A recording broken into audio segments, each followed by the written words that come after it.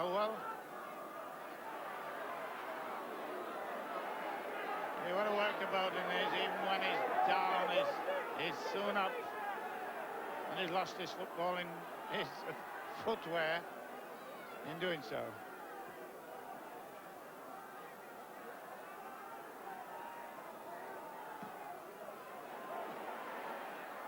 Not in. Well, the first man doesn't take it, but the second man does.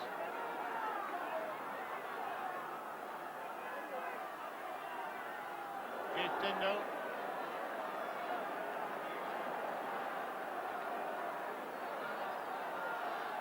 Oh, it's well passed. Right, Pickerel taking it.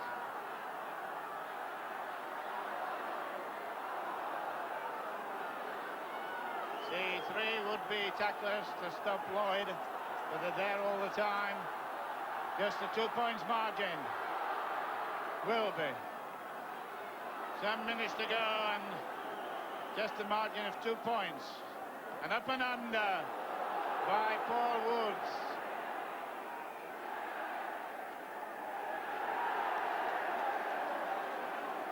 That's a very good bit of refereeing by Mr. Lindup. He was fouled off the ball, and it was a good bit of thinking by Paul Woods. He ran for the ball and was knocked down, and this could give Hull a big chance. A very disturbed Widnes over that incident. 5-3, could be 5-5. Lloyd already missed 1 goal. Got the win, but the wind's not as strong as it was earlier on.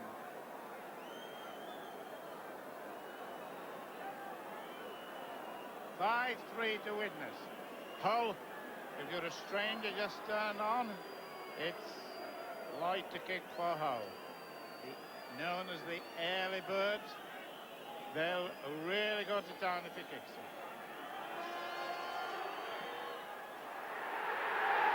To go! 6 minutes to go. 5-5. Lloyd kicking his squad in every cup round. So what's the difference going to come now, you reckon? Well, now the game will come to play the ball in Widnes' half all the time, and this is what told. They are absolutely going fanatically here now at the moment. The crowd will pull them for the last 5 minutes. But it's 5-5 and then a replay, if it stays like that.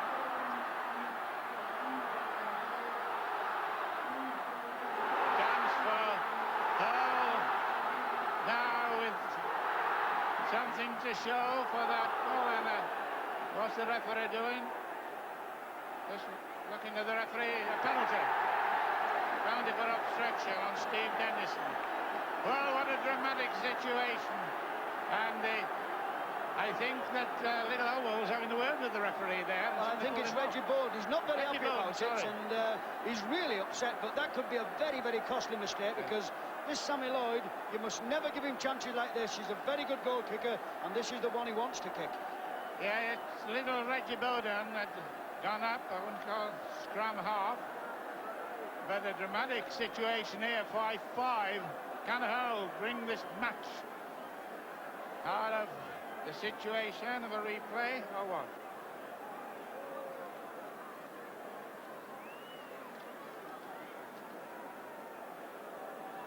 So Sammy Lloyd has been out for quite a while in this season, but it's 5-5. It's 2 points if he kicks it. And then we'll see what happens. Lost in the crowd on the far side, of little lads and lasses in their black and white. What? 4 minutes to go. I wish they wouldn't run on the field. Oh, what a dramatic situation. Well, this is the incident. A little chip. He just pushed the ball over. And was he right? Was he knocked down after he kicked the ball? I think it was a good decision by Fred Lindup.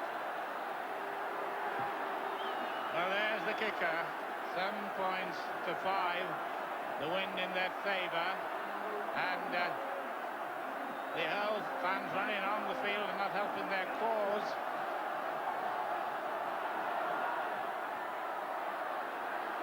Charles Bertel. And it's tension now here, whichever way it happened. 3 minutes to go, and they'll stick to the ball like mad. And whether they'll kick it down there and hope to get it from a scrum, who knows? Vince Farrell, Wembley, the goal. And the two Hull clubs, one already there, Rovers. What's going to happen here? A good breakaway by Bray. He's turning inside, gets the ball to hooker, Ronnie Wildman. Gets a goal, gets a try, Ronnie Wildman. And it's everybody gone mad around here. Well, this is a wonderful try now. What a beautiful ball. It does very, very well here. And as he turns inside, beats one man, young Dennison, turns inside, Ronnie Wildman's backing up beautifully, and over he goes. What a transformation of this game. Well, there's the situation. With 2 minutes to go, 10 points to 5. I've seen dozens of cup finals and football matches. This is quite a remarkable ending. And Ronnie Wildman, who scored 14 tries before today, 2 tries in the last 3 games, is the top try scorer as a hooker.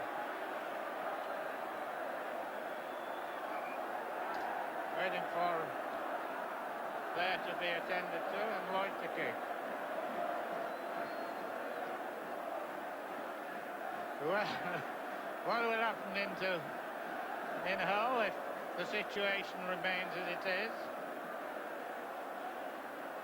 They were runners-up in 1960 against Wakefield, 38-5, and the last time they were at Wembley. And at this moment, they're about 1 minute or so, 1.5 to be accurate, off Wembley, plus an injury time which we don't know about. But there's one thing certain: if it stops 10-5, it becomes 12-5, which it does. The tension gone, and he seemed to pull a leg muscle there as he went, whether there's the tension or what. I don't think he'll mind missing that one, but is that the final nail in Widnes Cupping? What kind of courage will they have now and come back as a great side as they are?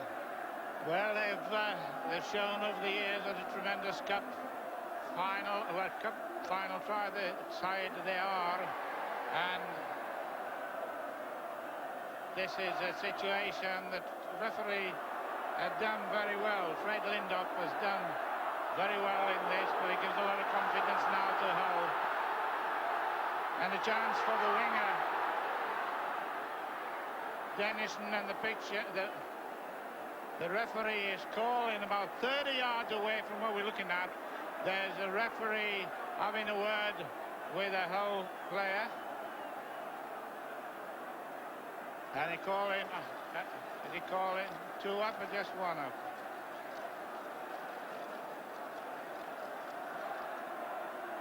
Talking. So we're in full time with the referee taking 1 or 2 names down. And there's the scene in the moment on the far side. Oh, he's sending him off. Hogan has been sent off. No doubt, I would think, with Alex, sensation. I think you'll find out that Brian Hogan has said something to Fred Lindop, and there's no way that Lindop will stand that. As a matter of fact, at the moment now, it's getting a little bit chaotic. Well, this is a ball. Alan Dearden, definitely a blatant late tackle off the ball. And as quite rightly so, he's very lucky to stay on the park.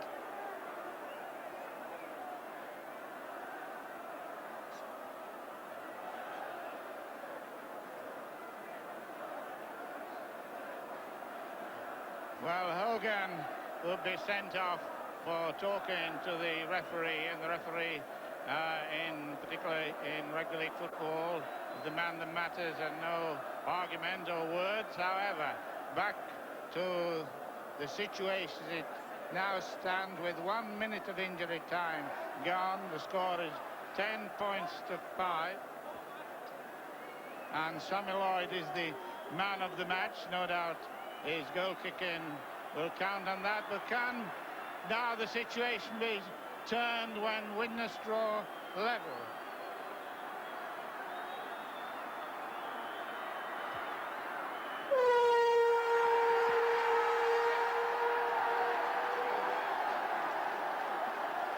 Well, there's the situation. Hogan and Walters off, and the score 10 points to 5. Hull 10, Widnes 5. And look at this situation, Alex. Well, I think it was a justified result. I've never seen scenes like this for many, many years, and it's good for Rugby League. Well, there's the situation here. You can see it by yourself. But the final at Wembley, May 3rd, Hull, Kingston Rovers versus Hull. I'm sure Hull will close down that day, but you'll have a chance to see us on Grandstand. Hope you've enjoyed it. And back to, I think it's everybody to somebody. It looked like some match, that, didn't it? Our commentators, of course, Eddie Waring and Alec Murphy. Television presentation by Keith Phillips. And what a day it will be for the people of Hull at Wembley on May the 3rd. A match, of course, you'll be able to see on BBC Grandstand. Well, now soccer news. News of a latest score in the First Division. And the leaders, Liverpool, in trouble. They're losing 2-0 at the moment at Spurs. The goal scorers there, Glenn Hoddle and Chris Jones. And a correction to one of the half-time scores we gave. It was given Birmingham 1, Watford 1. In fact, Watford haven't scored. The correction, Birmingham 1, Watford 0. And I know in just a few minutes all the results will be coming through on the teleprinter. In the meantime, a look back at the highlights of the 1980 Grand National. It turned out to be a tremendous race, but certainly one of the most testing in recent years on the very heavy ground indeed. We join them now on the first circuit as they come towards the chair.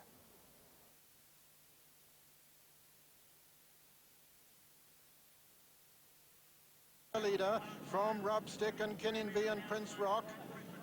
This is the chair now they're coming to. And Delmos with the loose horse upsides him, going to jump it in the lead. Delmos jumps it clear of Kinninvie second, and Rubstick a faller there. Rubstick has gone at the chair and badly interfered with even up. Coming down to the water, Delmos is clear of Kinninvie in second, then comes Prince Rock and Zongalero. Behind them come Rathleck and 3-1. Behind 3-1 is Rough and Tumble, and then comes Ben Nevis. Then Royal Stewart and Sandwillen. Behind Sandwillen comes Levanker and Drumore, and R. Greenwood on the inside, and then Royal Frolic, and then Drum Rowan.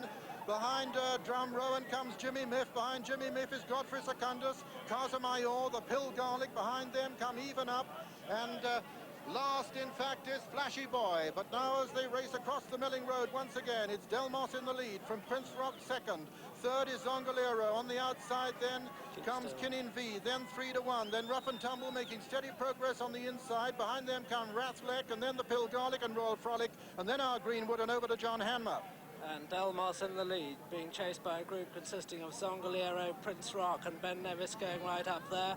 Then Royal Stewart on the outside. Rough and Tumble still improving steadily on the inner, but it's Delmos from Ben Nevis, Prince Rock, all over that safely. Then Royal Stewart and 3-1.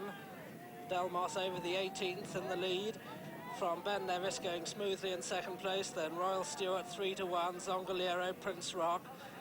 Then comes the Pill Garlic as they come to the 19th, the open ditch. Delmos over first from Ben Nevis, then 3-1. Then Royal Stewart and Zongalero climbed over that very nearly went. Drum Rowan is gone, Casamayor is gone. Flashy Boy has virtually refused, and Sandwillen has refused. And as they jump the next, Delmos in the lead and over to Julian Wilson. And Delmos pecks again, but he gets away with it, and so does 3-1. He made a mistake, and Charlie Fennick having a terrific ride on Ben Nevis in second place now. But it's Delmos from Ben Nevis. Behind the two leaders is 3-1.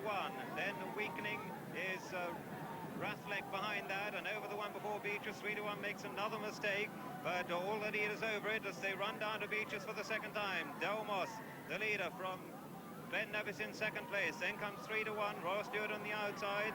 Then the Pill Garlic as they come to Beaches. And at Beaches, over it, Ben Nevis over, and Delmos is down. 3-1 has gone as well. Rough and Tumble's over it in third place. Then comes the Pill Garlic. And Jimmy Miff's also a faller at Beaches as the leader comes to the next. And now it's Ben Nevis who's clear as they jump the 23rd from Rough and Tumble in second. The Pill Garlic is third. Royal Stewart makes a mistake in fourth. Behind those comes Rathleck. Then comes Royal Frolic. And then our Greenwood with a faller there. Flashy Boys behind these, and then Dromore as the leader comes to the canal turn, and it's Ben Nevis clear over the canal turn. From there on, Ben Nevis was clear, and they still weren't getting to him when they came to the last fence. These two only in the National as they come to the final fence. Ben Nevis about 4 lengths clear of Rough and Tumble under pressure. Ben Nevis lands about 6 lengths clear of him. They're coming down to the elbow. They've got over a furlong and a half to run in the National now, and it's Ben Nevis and Charlie Fenwick from John Frankham on Rough and Tumble. Back in third place is the Pill Garlic, then comes Roll Stewart in fourth. They're the only 4 horses in sight at the end of the National, and it's Ben Nevis getting tremendous American cheers here. Here's a historic triumph here. The second American amateur to win the National since the war. He's coming up to the line, the comfortable winner, Ben Nevis, trained by Tim Foster, who trained the winner with Well-To-Do, and he's won the National. Ben Nevis wins the National. Coming up to be second is Rough and Tumble, last year's third, and then that perennial visitor who's been fourth, fifth and sixth. Third he is, the Bill Garlic. And of course, only 4 finished, and one of the non-finishes was Rubstick, last year's winner, ridden by Maurice Barnes. The first time the horse has ever fallen in 67 races, Maurice. Yes, just due to the soft ground, I think. It really was that, was it? It was really boggy out there. Actually, coming to the chair, you were a long way off it, actually, when the horse took off, weren't you? Yeah, well, he half takes off and half slips into it, and then he just banks it and turns right over. He actually puts his front legs on the fence, does he? Yeah, right on the top and just banks it. So no hope at all? No chance at all getting away.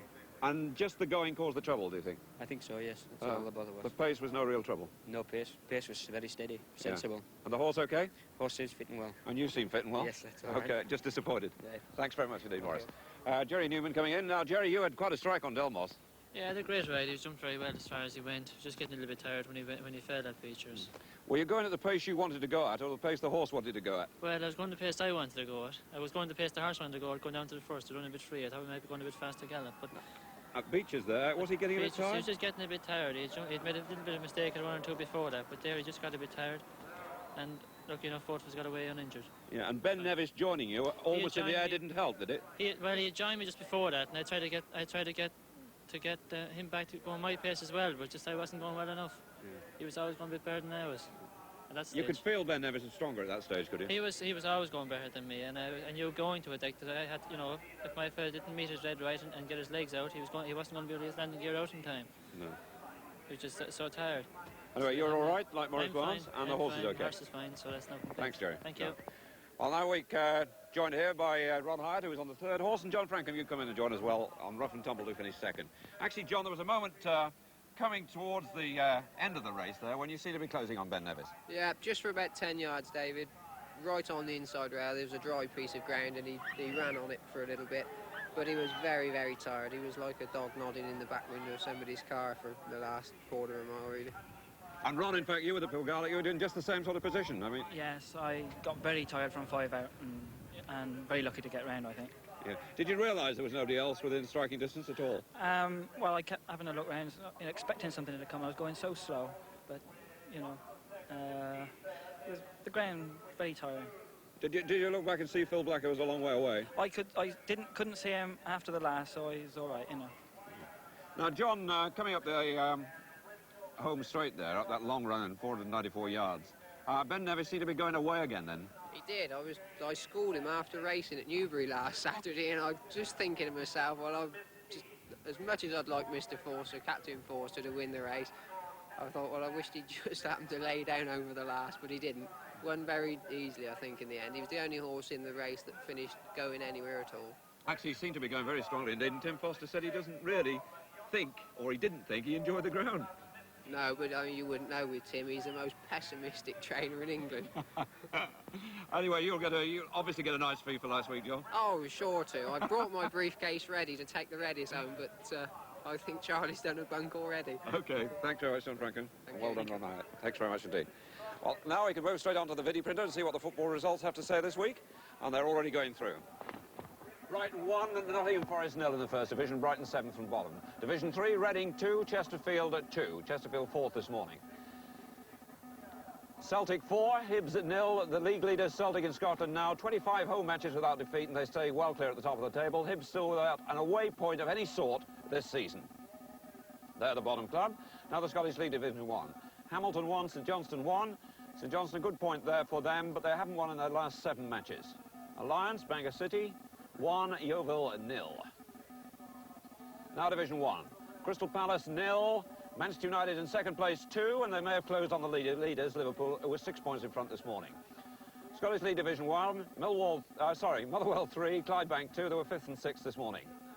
Scottish League Division 2, Alloa 1, Brechin 4. League Division 2 again, Montrose 1, Cowdenbeath 1. Division 3, Plymouth 2, Colchester 0. That's a rather change. The last 2 matches have been 1-1 draws. Division 4, Bradford City 1, York 2. A shock there for Bradford City, who were 4th this morning. Division 3, Sheffield United 0, Carlisle United 2. A real blow for Sheffield United, 6th this morning. Their first defeat in 11 home games. Division 2, Newcastle 3, Bristol Rovers 1. Newcastle's first win in 9 matches. Only been beaten once this season at home. Scottish League Division 1, a good away point there for the bottom club. Wraith 1, Clyde 1. But Clyde have still gone 12 matches without a win and stay bottom. Scottish League Division 2, Forfar 0, East 5 4. Forfar 4th this morning. Scottish League Division 1, Stirling Albion 1, Dunfermline 0. And again in the League Division 1, the leaders Airdrie 2, Berwick 1. Airdrie stay top, 12 games without defeat. The Premier Division, Dundee United 0, St Mirren 0.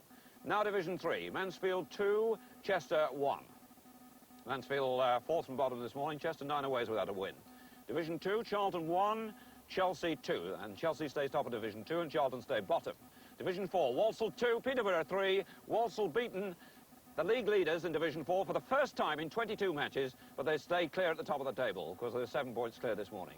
Division 1 in Scotland, Hearts 1, Arbroath 0. Hearts stay in second place. Premier Division Scotland, Rangers 2, Aberdeen 2. Aberdeen second this morning, a point above Morton, who were third. Division 4, Halifax 1, Aldershot 0. Division 2 in Scotland, East Stirling 1, Queen's Park 3, and the leaders there beaten in Division 2 in Scotland. Scottish League Division 2, Falkirk 0, Stenhousemuir 0, and they join East Stirling, Falkirk now. They're level on points at the top of the table. Division 3, Oxford United 2, Exeter 0. Exeter with a good away win in midweek, 7th this morning. Ipswich 1, Derby 1 is one that's just come through on the headphone in Division 1. Division 3, Blackpool 2, Millwall 2. Blackpool next to bottom this morning. Division 4, Hartlepool 2, Northampton 1. Northampton just 1 away win this season. The Premier Division, Morton 1, Dundee 1. Morton second this morning, or rather third this morning, a point behind Aberdeen, and it stays that way. League Division 1 in Scotland, Ayr 1, Dumbarton 0. They were 3rd and 4th this morning, and that's the way they stay. Premier Division in Scotland, Kilmarnock 0, Partick 1. Kilmarnock's second home defeat of the season. Now Division 2, Notts County 0, Sunderland 1. The last 4 games between the 2 clubs have been drawn. Division 2, Swansea 2, West Ham 1. A blow for West Ham, 8th this morning with games in hand, but that's not promotion form. Division 2, Leicester 1, Preston 2, and Leicester second in the table this morning, astonishingly beaten at home. Division 1, Coventry 1, Wolves 3. Wolves' first win there at Coventry in 8 years. Division 2, Birmingham 2, Watford 0. Birmingham third this morning. Could improve on that, of course. In fact, they have done. They've gone above Leicester into second place. 8 homes without defeat. Division 2, Shrewsbury 3, Queen's Park Rangers 0. A blow for Queen's Park Rangers, 4th this morning. Shrewsbury 21 matches without a score draw. Division 1, Stoke 2, Villa 0. Villa 6th this morning. 1 in midweek, but that doesn't help them at all. Division 3, Brentford 0, Rotherham 1. Brentford now 7 matches without a win. Division 2, Orient 1, Cardiff 1. Point between them and the league, and it stays that way. Division 1, West Bromwich Albion 2, Leeds 1. Now Division 2, at Luton 1, Burnley 1, and Luton drop a valuable home point. Been out of form recently, in 5th place in the league table at the moment, but they've now gone 6 matches, or 7 matches rather, without a win. Division 3, Blackburn 2, Swindon 0. Blackburn 3rd in the table this morning, and they keep up the pressure. Scottish League Division 2, Meadowbank 0, Stranraer, the bottom club 3, and that's their first win in 12 matches, but they stay bottom. Division 2, Wrexham 1, Cambridge United 0. Point between them in the table, and in fact they reverse places.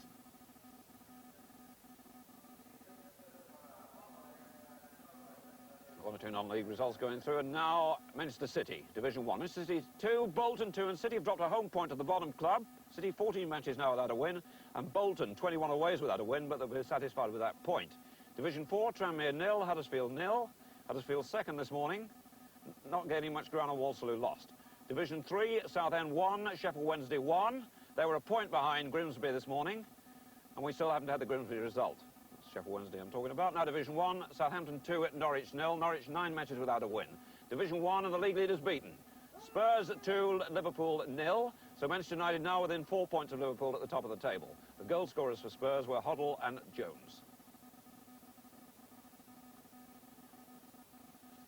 A few more non-league matches going through. And now the Scottish League Division 2. Albion Rovers 5, Queen of the South 1. Queen of the South 5th and bottom. 10 score draws on the coupons so far.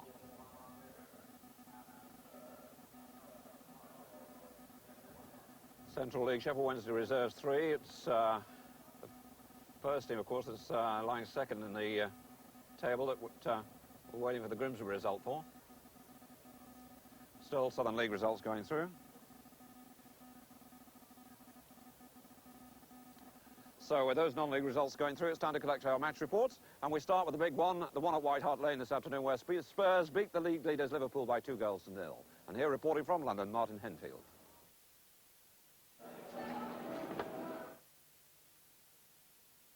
Was trying to salvage some self-respect down.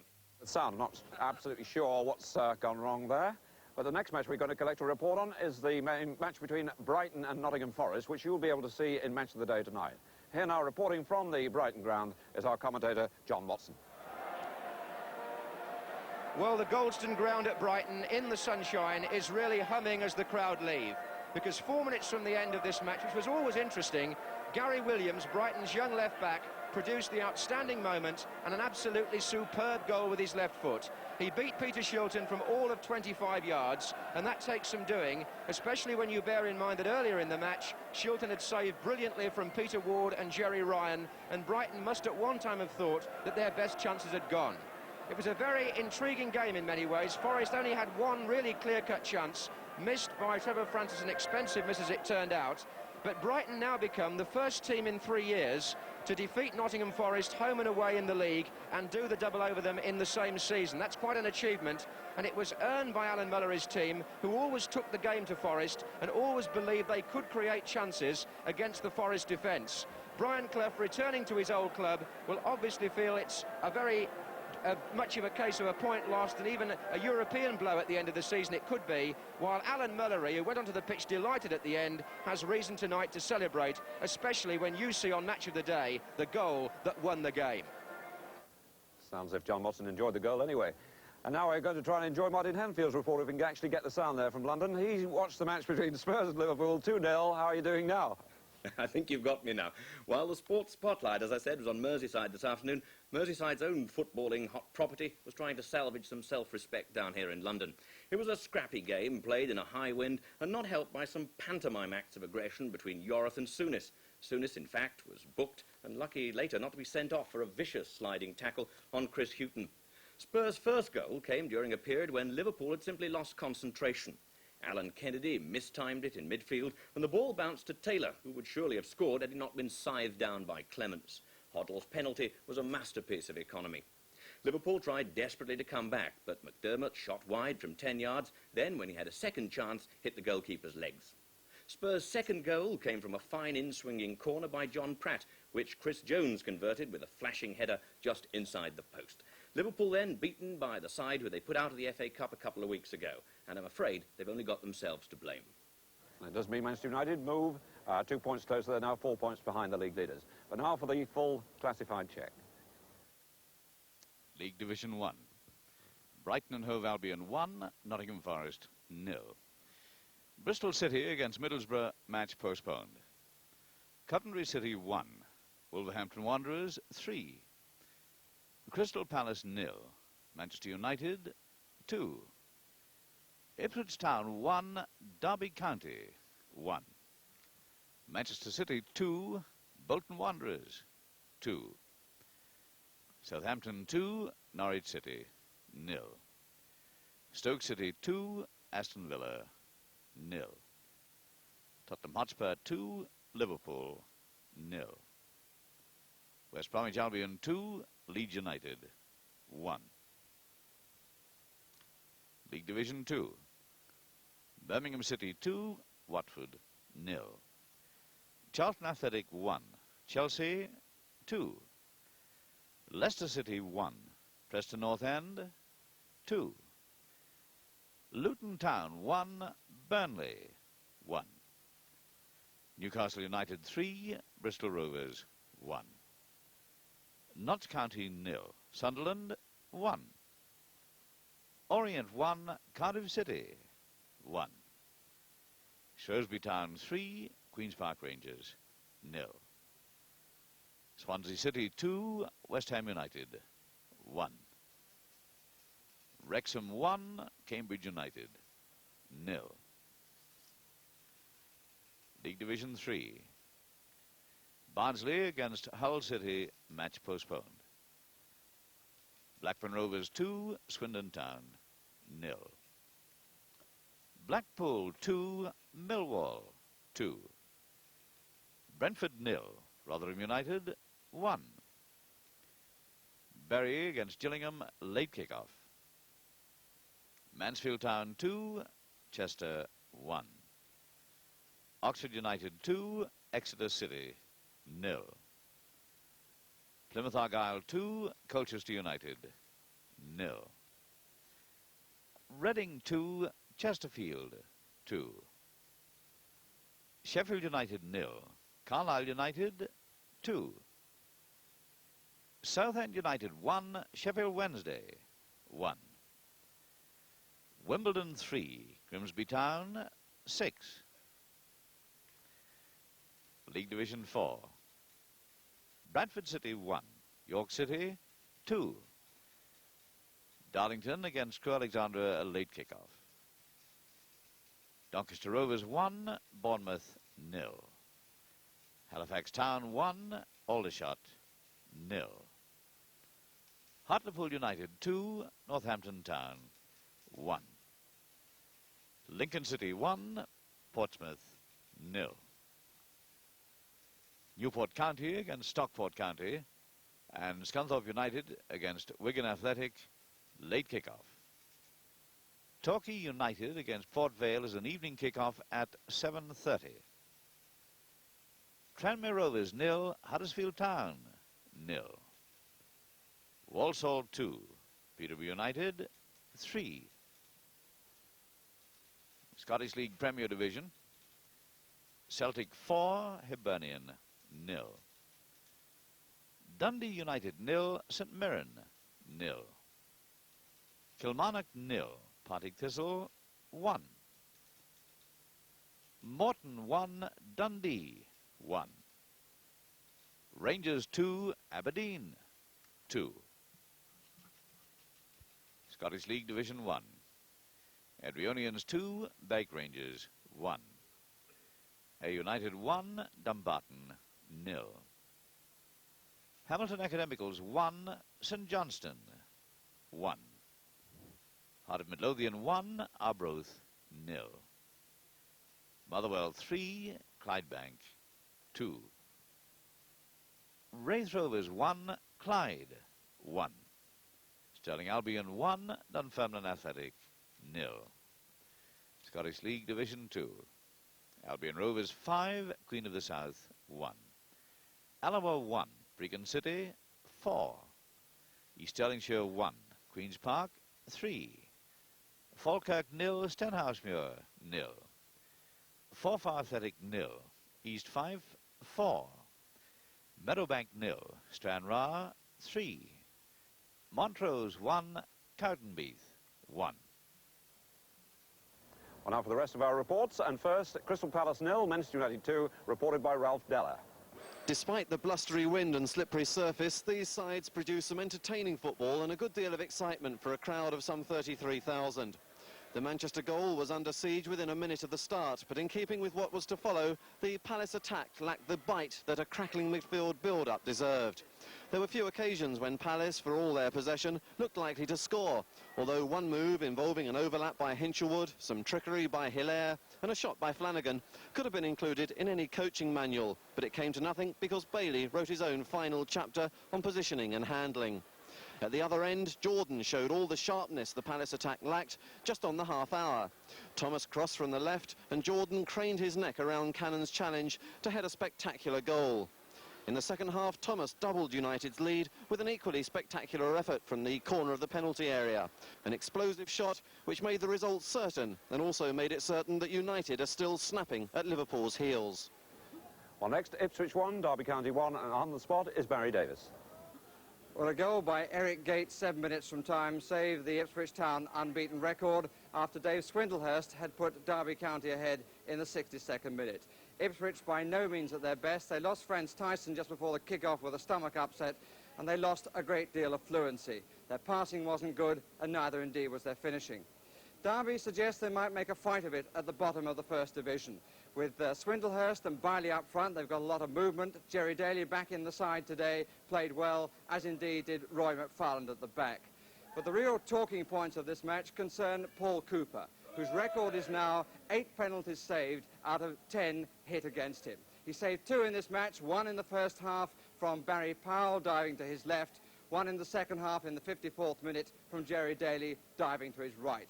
He really is phenomenal at this ability of saving penalties. And I suggest you look in on Match of the Day tonight just to see how he did it. He made the score 1-1 because Ipswich were able to come back from Swindlehurst's goal. Well, now let's have a look at the top of the First Division, and this is how it reads tonight. Liverpool now 4 points clear of Manchester United, who've closed the gap slightly. Ipswich in 3rd place go above Arsenal on goal difference. Southampton won today against Norwich, they're in 5th place. Wolves, who won away at Coventry, in 6th place. Middlesbrough dropped to 7th, and Aston Villa are 8th. And now with the rest of the football news, Tony Gubba. Well, poor old Manchester City, the day ended up with the story of what might have been, but it looked like welcome home Dennis Tueart to start with. Tueart scored 2 goals, his first since rejoining City from America after 9 and 47 minutes today against the bottom club Bolton.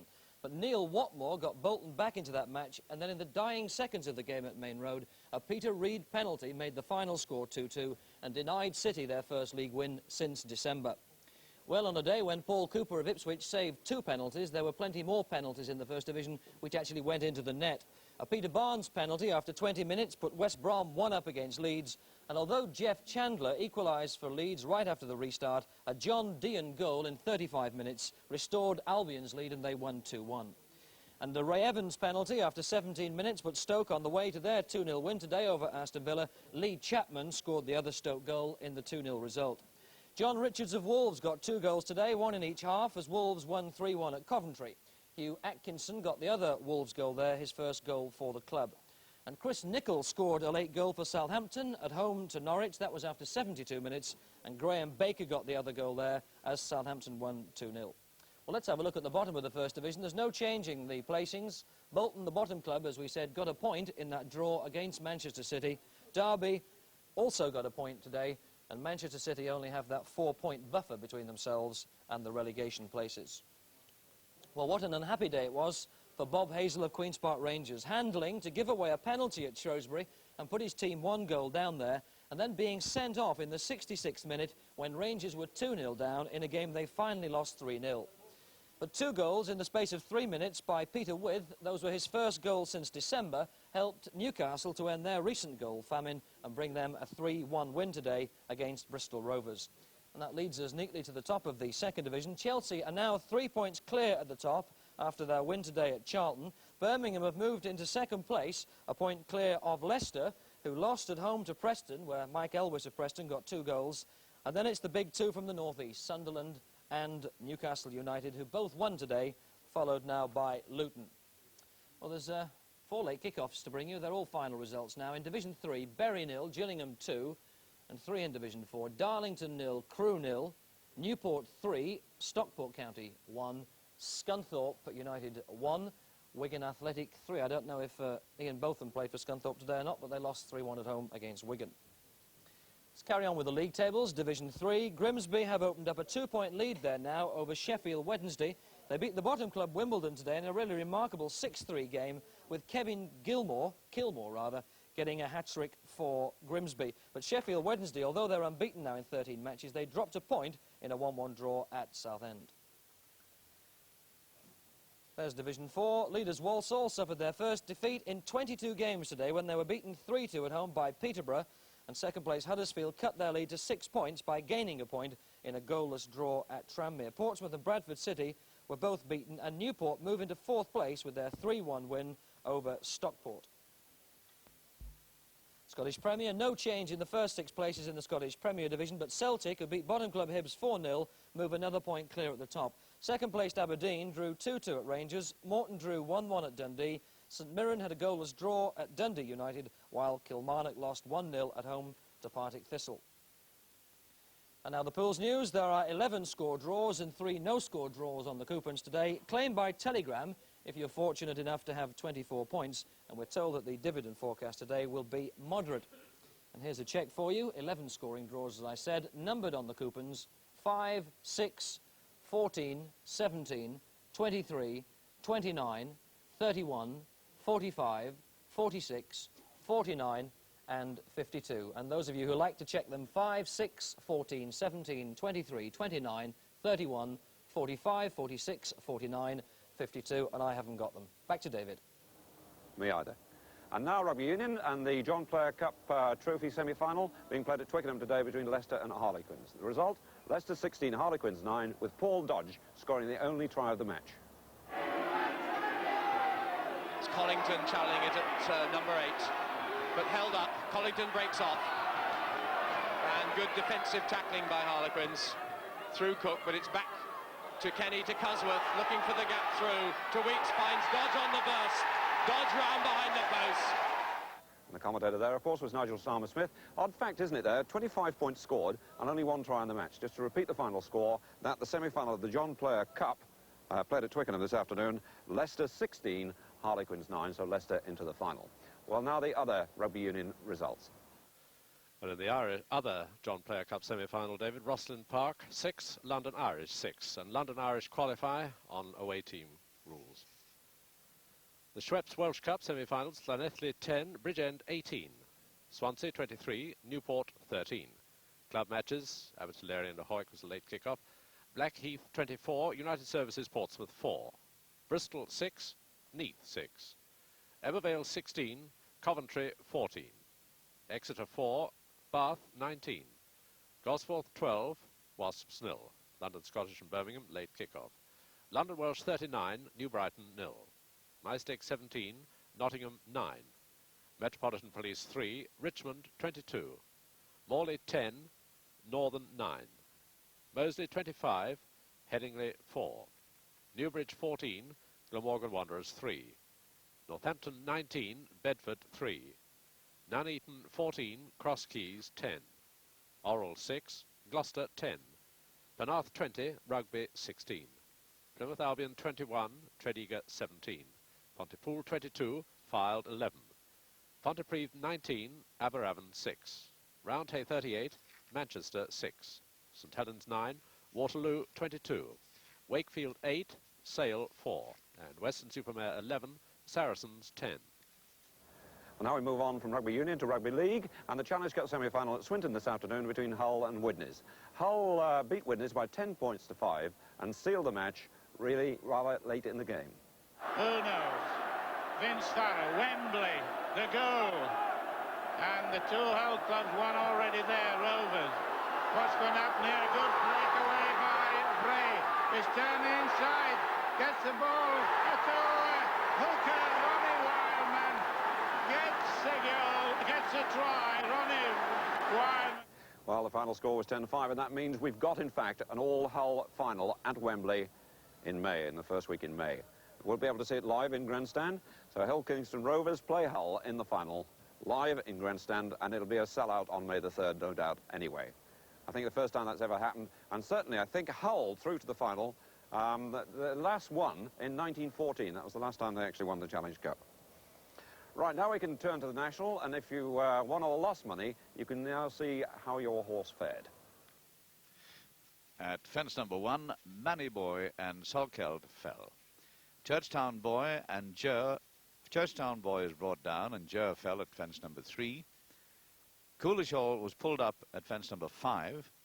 And at Beeches Brook, first time, another Dolly and So-and-so fell. At the Chair, Rubstick went down. At fence number 16, the water jump, the Vintner pulled up. Fence number 18, Even Up refused. At fence number 19, there's some terrible disasters when Casimir and Drumroan fell, Godfrey Secundus pulled up, Kininvie fell, Levanka pulled up, and both Prince Rock and San Willen refused. At number 21, Songalero fell. At Beeches Brook, second time round, Delmos and Jimmy Miff and 3-1 all fell. Fence number 20 through, our Greenwood went down. And at the canal turn, second time, Flashy Boy fell. And finally, at fence number 27, Tremor and Rathlek pulled up, and Royal Frolic refused. And the prices and positions. First, Ben Nevis, 40-1. Second, Rough and Tumble, 11-1. Third, the Pill Garlic, 33-1. And fourth, Royal Stewart, 20-1. Well, I hope you were lucky with one of those. Anyway, now the other racing results today. Liverpool 235. First number 8, Pollardstown, 2-1. Second number 3, Monksfield, 2-1 on favourite. Third number 9, Raimondo, 14-1. 4-5. First number 3, Ballydonna, 7-2. Second number 11, Pongy Boy, 4-1. Third number 1, again the same, 11-10 favourite. 4:35. First number 12, More Close, 6-1. Second number 11, Bregawn, 4-1 favourite. Third number 7, Parlour Door, 10-1. And fourth number 25, Brimps, 25-1. Air 2:45. First number 11, Queen's Pride, 9-2 favourite. Second number 10, Moybrook, 15-2. Third number 12, Oyston Estates, 8-1. 3:10. First number 4, Merely Mozart, 10-1. Second number 2, Hexgreave Star, 10-1. Third number 6, Rathmoy's Sparkle, 4-1. 3:50. First number 21, Ragonda, 10-1. Second number 1, Villa Mill, 3-1 favourite. Third number 13, Max Treasure, 4-1. The 4:20. First number 5, Mallycourt, 15-8 favourite. Second number 8, Road to Mandalay, 2-1. Third number 9, Stralock, 11-1. Salisbury 4 o'clock. First number 11, Marstane, 8-1. Second number 1, Happy Yappy, 8-1. Third number 9, Rose Charter, 7-4 favourite. The 4:30. First number 3, Downtown Agent, 7-2. Second number 13, Port Aransas, 13-8 favourite. Third number 12, Northmore, 3-1. And that brings you right up to date with the racing news. Incidentally, a big grandstand next week, the boat race, shown live, and the starting time rather unusual. In fact, the race will not start until 4:45. That's grandstand next week. Of course, the big event today was the running of the 1980 Grand National, and quite a race it proved to be. And it's Ben Nevis getting tremendous American cheers here. Here's a historic triumph here. The second American amateur to win the National since the war. He's coming up to the line, the constable winner, Ben Nevis, trained by Tim Foster, who trained the winner with Well-To-Do, and he's won the National. Ben Nevis wins the National.